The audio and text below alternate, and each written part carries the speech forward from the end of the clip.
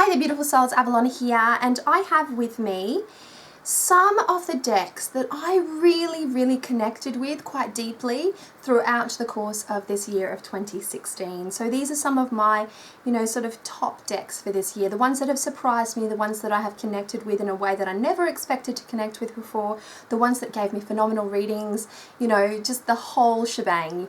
And there are more decks than this because I do have quite a large collection and I do rotate my decks quite regularly, but these would have to be the standouts for me. And I tried to keep it really small so I could keep this video quite, contained as far as time-wise goes. So I won't waste any more time. I'm just going to get in there. These are in no particular order, but I'm going to start off with, and also I'd just like to preface this by saying that these are not decks that necessarily came out in 2016, but the ones that I have utilized in 2016 that have left a lasting impression on me. So the first one is one that I was gifted last year for Christmas time by my sister, and I was in Brisbane, and I didn't really get to sink my teeth into it until I got back from my epic long holiday, and that was at the start of the year. So it really was a deck that I first opened and started using at the start of the year in January, and that is the Rider-Waite-Smith Pamela, or Centennial Edition. I was going to say the Pamela Common-Smith Commemorative Edition, but it's not. This is one of my favourites as far as a rider deck goes. It is beautifully subdued images, and I love the tone. It's pocket size, so to speak. It comes in a little tin. This particular edition does come in a larger size, but I loved the tin, the idea of the tin, because I could just pop it in my bag. I would really like this deck in a standard size. And I've just had the most fun with it, mostly because it has been a deck that I have been able to take with me. It fits in my handbag, it doesn't get knocked around, I can pull it out at a whim and do some really impromptu readings. So this deck has seen quite a few adventures with me this year, because it has actually left the house with me and it's gone on some of my little adventure sprees. So this one really did leave a lasting impression, and it has a sentimental value to me because it was gifted to me by my little sister, and because it is a centennial edition of the Rider-Waite-Smith, and I'm very much a Rider-Waite-Smith girl, so little heartstring sentimental attachment there. The next one is the Dame Darcy Mermaid Tarot, and I received the Dame Darcy Mermaid Tarot as a gift at the start of the year. And I'd always been quite curious about this deck, and I wasn't sure about it. I'd heard a lot of sort of positives and a lot of negatives, and I was a bit curious, and I have to say that I am quite blown away. I know that there has been some controversy as far as this deck goes, and some of the images that were created by the artist and included in this deck. There was a little issue of copyright here and there, but nothing really came of it, and Lo Scarabeo basically said that there is no copyright infringement whatsoever. So I've really enjoyed this. All that aside, all the drama aside, I've enjoyed this deck, and I found that it is a fantastic all-rounder. And that's what I really look for in a deck. Is it an all-rounder? It's not the only thing that will cause me to buy a deck, but I love a deck that is an all-rounder kind of a deck. And even though this one here is mermaid themed and ocean themed and water themed, you don't feel like you're set in a theme when you're reading it, and that is a good thing, because I was kind of like, oh, it's a bit water being my shadow element. I just didn't know how I was going to go with it. And I was just blown away with its capacity to deliver a fantastic reading and to pull the best out of me as a reader. And so I've had some incredible experiences with it, and I got the second edition of it, so the slightly more sepia one as well. I loved it so much. I keep it on my Emanja altar, or by my Emanja. I have one for Emanja, one just for me and my rotation of decks. So it's one of those decks. The next deck is one that I got, I got it mid-year, and I only unboxed it towards the end of the year, and I had it on my reading table for the rotation through Beltane, and that is the Clover Tarot. Now, from what I'd seen online about the Clover Tarot, strand pair, it was a saucy deck. And I want to say the Clover Tarot was produced by Nika Burney. That's the That's the artist card, sort of, or the creator card there for the Clover Tarot. Beautiful cardstock, really vivid, colourful images. It does these unabashed sort of readings. Very good for readings about sexuality and expressions of the masculine and feminine divine. Very, very good to bring colour and spontaneity and enthusiasm and wild wonder into one's life. I have found that it delivers such a beautiful whimsical tone, but it's very grounded. It's not a silly whimsical, it's not a childish whimsical, it's not a fantastical whimsical. It's a very grounded sense of whimsy. It's a happy grown-up, you know. It's a warm hug from a crone mixed in with some lovely sensuality from the mother aspect and sprinkled with some light dusting from the maiden aspect. So it has this beautiful triple goddess energy to it, and I quite liked it. Colours are really vibrant. I think this would be, well, for me, I used it as a deck for summertime, and I would recommend using it for summertime, although it could be just the type of deck that you want to reach for winter, when that winter gets too much for you and you want to bring a bit of aspect of lively colour into your life and remember the delicious nature of summer and spring, then maybe reach for this deck. Just saying, just a little thought. The next deck is one that actually did take me by surprise. It is a deck that I had purchased once, sold because I had never used it, and I took it to a workshop that I was hosting, and one of the students there fell in love with it, and she's like, oh my gosh, I really love this deck. I'm like, I've never used it before. If you'd like to purchase it, you can, that's fine. Oh my gosh, yay. So she bought it off me, and then I bought another copy of it, and then I just didn't unbox it for a really long time. But that is the Dreaming Way Tarot. I love the backing of the Dreaming Way Tarot. I'm a bit taken by greens. I love turquoise and magenta. Those combinations of colours are just such an elegant feminine palette, and I really enjoy it. But green for me is something that really resonates within my spiritual path as an earth-centric elemental witch. So I feel very taken by tones of green, and I tend to do a lot with the colour green, particularly when I'm journaling. But this particular deck, it took me by surprise. It has a cheekiness to it that I wasn't anticipating. I thought that the artwork might be just a touch too whimsical for me, but you know what? It has a really strong voice. Its voice, it takes you by surprise. It really does. It's very straightforward. It's not tricksy. It's not the kind of deck that when you shuffle it starts throwing cards in every direction. It doesn't have that kind of a personality. But it is pretty lateral in its thought processes, and it likes to deliver a bit of a thinking kind of a reading. So a reading that you can really marinate on and really think about, and a juicy reading that you can really sink your teeth into.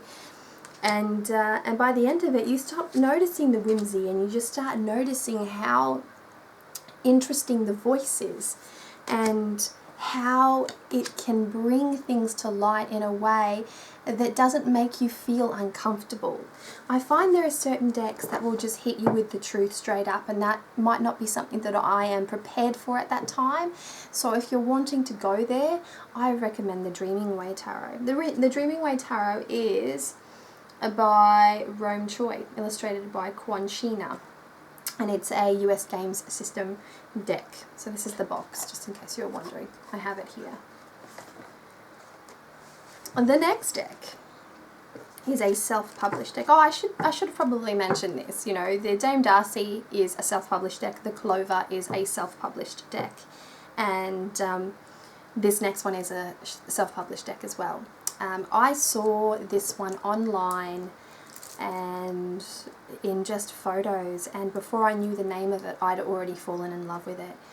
I just thought, could this be the deck? You know how there's the myth of the deck, the one that you pick up and that is all for you. It's like it was made for you.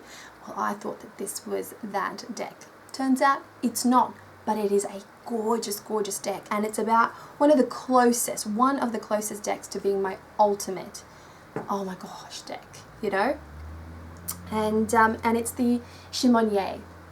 It's the Shimano Tarot, and it is done by, let me get the little guidebook here, Eden Galanter. Yes, and it has a little companion book. It's really great. But this is the backing of the deck itself. Oh my gosh, the damn glare. It's a soft purple, and that's the World card. This deck brings the magic. If you want to read, if you want to read in a really ritualistic sense, if you're reading as a practitioner during the full moon, this is your man / woman. This is the guy, this is the thing, this is the deck, this is the one that you want to be using. There are other decks that fit really well with that construct of reading in a ritualistic sense. The Druidcraft is one of my favourite for that. Does a beautiful reading. The Rider-Waite, a beautiful copy of the Rider-Waite is gorgeous for those kinds of things. But this one here is an intuitive deck. I feel that this one is ruled by water, the unconscious echelons of your subconscious mind. That's how I write, not how I talk. It's funny. I sound like a bogan when I talk, and then when I write, I sound like a poet. It's one of those conundrums, I guess. But it is a beautiful, watery deck that ignites your intuitive faculties, that brings this darkened truth to the surface.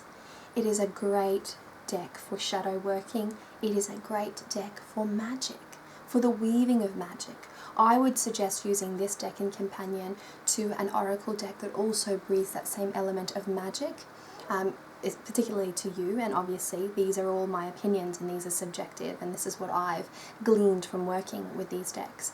And I would pair this one up with, you know, a deck that sort of brought the witch's magic, or the magic in a way that is so deliciously tangible to me.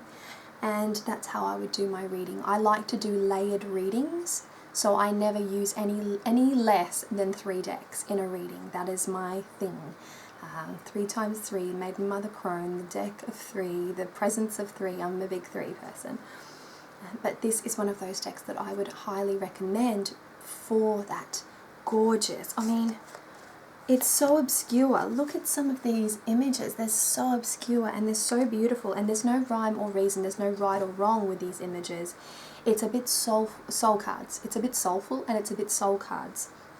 And that is a beautiful thing, because you want to have decks in your collection. If you're a collector, let's say, you want to have a few decks in there that are a bit obscure, that lean towards that intuitive approach, and that, you know, get you out of your comfort zone as a reader, and that nurture you and your intuitive faculties and the growth and expansion of your intuitive faculties. You want that in a deck. I'm just going to box some of them up because I'm running out of room here.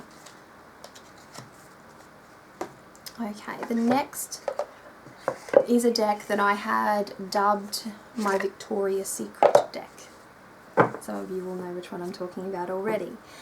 It is a deck that was made by an Australian combo, and I'm pretty excited for this deck. It was produced by the Inner Hue, and it is the Lumina Tarot. This is the Rebel edition, because I was late jumping on the bandwagon. The Lumina Tarot was a deck that when I unboxed I thought, sure, you're beautiful. But I also at the same time thought, it's upside down, sorry.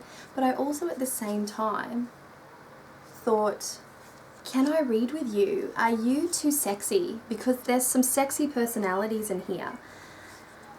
And so I unboxed it and I held off on utilising it straight away. I think the period of maybe 2 months went by until I finally sunk my teeth into it, and I was really impressed. This was a deck that I took out with me to do out and about readings when I would meet clients in my community for face-to-face readings. This would be a deck that I would take. Now I take a few decks, a small selection of oracle and tarot cards when I go out into the community to read face-to-face.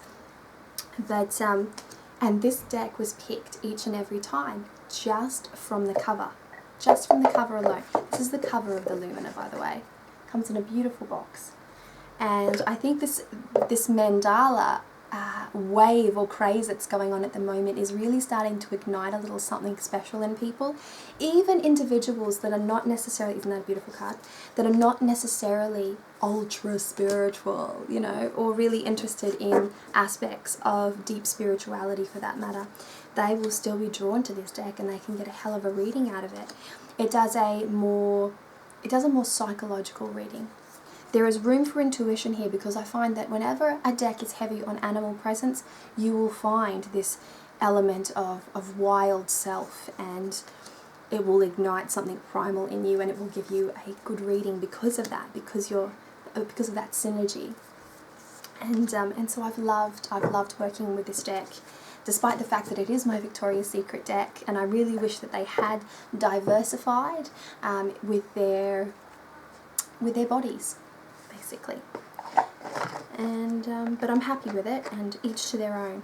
You know, it is up to a deck and its creative team to really put everything that they want into it. The next deck is one that I had been eyeing off on Etsy. Ow, and my little stringy bag doesn't want to open. Oh, it's because apparently I don't know how to use a stringy bag.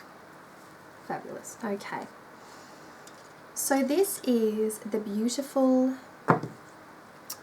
Decadent Dreams Tarot, and this one is by Eleanor Boyce, and it's a gallery of masterpieces. This is the guidebook that comes with it. This is an Etsy deck, knackthag.com, whatever that means. Okay, so let me just move the place cards and all that beautiful stuff. This is an art deck. It is a deck that is beautiful. It's dark. It's alluring. It brings through this element of ancient art and a glimpse into a diverse selection of eras from an artistic perspective. It's dark, and I love it. It's dark in a non-grotesque way, although in a non-grotesque way, it is very dark, and this is a deck that is perfect for Samhain, perfect for that transition between the autumn equinox and Samhain, and edging even into just the very start of winter. I happen to be enamoured by this deck for that reason. It's like a potion. It's like a heady cinnamon clove, those deeper scents, like a potion, and it puts me in a state of mind that makes the gothic archetype in me sing just that little bit louder. And I love the way it reads. It reads like a riddler. It has a Dionysus energy to it, and I really love that. So there's a sense of dark sensuality to it, and I say dark sensuality not necessarily because I believe that Dionysus was dark. I believe that all deity are dark. It's more that the cult of Dionysus, you know, they're a little cray-cray. They're a little dark. So that is one for that autumn and winter period. The next deck, and this is the second last one that I'll be showing you, is one that was gifted to me this year. I believe it was this year. I've worked with it this year. No, maybe it was last year. Very sweaty. But it was gifted to me, and I was so blown away. I was so blown away when this was gifted to me, and that is the Alice Tarot. And that is the box for the Alice Tarot, and I used the Alice Tarot at the start of the year. It is the one that has the beautiful gold embossing on it. I thought that this deck was so quirky. It was so quirky. It has a very airy energy to it. It's very in the mind. It's very elusive. It's high vibration. It captures the energy of the Mad Hatter quite nicely. It's not tricksy. It's whimsically obscure. the voice. It's whimsically obscure. It makes me think of Johnny Depp in the Alice in Wonderland movies, and how he just has that naturally quirky, weird eye kind of business. He's one of those actors that embody this curiosity and this enigmatic energy. I don't know what it is, but this deck captures some of that energy. Don't kick the door. My son is kicking the glass door, not knocking on it, kicking it. But I have loved using this deck. Stop, please, that's naughty. I have loved using this. This is the backing of the deck. And the box. This is produced by Barber Studios, and the quality is always there when it comes to Barber Studio decks. So I'm really... Excuse me, honey. Yes, go and get something to eat then. Ask your sister. The last deck before my children ruin their piece. It's school holidays, guys. I can never get anything done during school holidays. My son's had 4 breakfasts already. He always likes to interrupt my videos and say something to eat. He just eats all day long.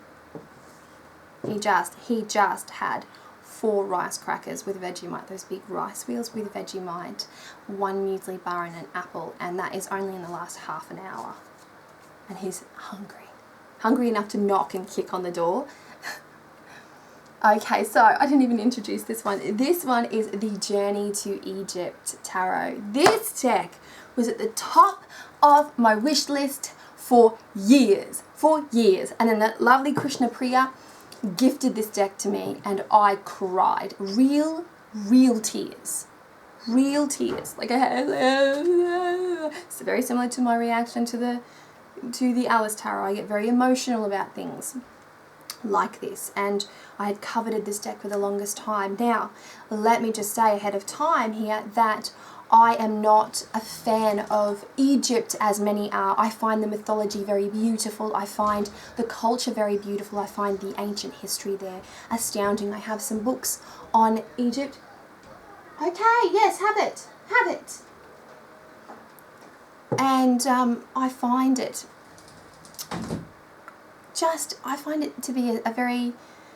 I understand why people go there with Egypt and why they have this deep fascination and the vast pantheon of Egyptian gods, etc. I understand why people go there. There's an inherent magic in that part of the world, and it's been very well documented and very well written about, and there was a lot to work with there, a lot of ancient relics to work with, and that brings a sense of closeness, I guess you could say, whereas there are many other ancient civilizations where there is very little left and you have to try and fill those gaps more, be much more imaginative.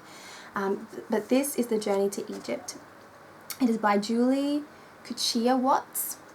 She also did the Ancestral Path Tarot, which I have, the Blue Moon Tarot, which is OOP, the Matte Tarot, and this is her Journey to Egypt. So this is the backing. This is the backing. These are giant cards, like, look at that, giant. They are almost the same size as my hand. But they need to be this big. They do really need to be this big because they are this borderless window into a world that you just want to look at. You just want to look at this deck and like get lost in this imagery and understand this story, and oh my gosh, it comes with a hell of a guidebook as well. And I'm going to really use this deck at Lamas because it's hot. I resonate with the element of desert and the scorching heat and the parched sensation. Please stop. Alright, I have to wrap this up because my son's about to cry. But this is the Journey to Egypt. This was one of those decks that from a visual perspective alone, I had to have it. It was an insatiable urge. I had to have it. I thought that it was the most beautiful thing that I'd ever seen. The artwork is absolutely stunning. The story behind it is gorgeous. It has an astrological aspect to it. I'm not an astrologer. I would love to learn astrology one day in the future when I don't have kids banging on my door asking me for food. Hopefully when they're in school, I might be able to invest more time in learning that. But this deck, oh my gosh, this deck makes you a poet. It is that beautiful. It is that visually beautiful. It makes you a poet. The cardstock is pretty good in it, considering that they are larger cards. They're not the best. I'm going to go with around 300, maybe 280 GSM. It's not the flimsiest by all means, but a beautiful, gorgeous, gorgeous deck. And so they are the decks that I have really loved. The ones that I have really loved. I wanted to get the Margaret Peterson in here as an honourable mention, but because I've only just worked with the Margaret Peterson Tarot, I just felt like it wasn't right to put it in here straight away because I haven't tested it like I have these decks. And I've got a new rotation of decks for the period of Litha, and this will see me into the new year. And so I have got the Joie de Vivre, Tarot of the She, Hazakos, as far as tarot goes, and I'll be unboxing the Mystic Fairy Oracle soon. It's one of the 4 decks. I've tried to cull my decks down to 4 decks on either side, and then for the Oracle component, I have the Heart of the Fairy Oracle, the Wild Wisdom of the Fairy Oracle, the Fairy Forest Oracle, I've gone all Fae, and I'll be unboxing the Plant Oracle, the Druid Plant Oracle, so by Philip Cargorm. I'm really excited about that one. I've got the Animal Oracle to unbox at a later date as well, but we will see how we go with that. So that wraps up the 2016 decks that have really stole my heart. And I'm sorry for the interruptions. What can you do? It's school holidays. I'm a mum. I'm not going to tell him to, because that's not what I do. So he's a hungry little monkey all the time, and I just have to be patient with that. But I wouldn't change his little moments for the world either. So I have a feeling that this could very well be my last video at this stage for the year. I'll still be uploading my YouTube Pagan Challenge videos until the end of the year, but this will probably be my last big chunky vlog style video for this year. So I'm just wishing you guys a happy new year, a great solstice celebration. Enjoy spending time with your loved ones. Tell them that you love them. Be kind to each other, and just be present in these delicious moments where we are drawn towards family. If you are going through that time in your life where you're feeling isolated, then understand that there are many other people out there at this very point in time that are going through exactly the same thing as you are, and we all have those periods. I happen to feel incredibly lonely at Christmas time, which I know sounds very weird because I'm married, I have 3 children, and I tend to get together with my husband's family quite a bit, but I'm very far away from my homeland, and I'm very far away from my mother and my 2 other sisters, from my nieces, so I feel this sense of distance at that time where a part of me is split in 2, and I want to enjoy myself, but I always end up having a quiet little tear in a room where no one can see me on those times of the year, because I do miss my family. So I understand. So just be patient with each other, be really, really kind and considerate, and just tell strangers you love them, just to spread a little bit of love. Anyways, happy new year to you guys. Set your intentions, make sure you do your closing of the year ritual so you don't bring any baggage from this year into the next. I'm saying this a lot at the moment because my cards have been showing me a lot of this necessity to shed and move forward and to release and then to embrace new beginnings, and so I want to do that to its full capacity, and yay. So much love, many blessings. Please look after yourselves.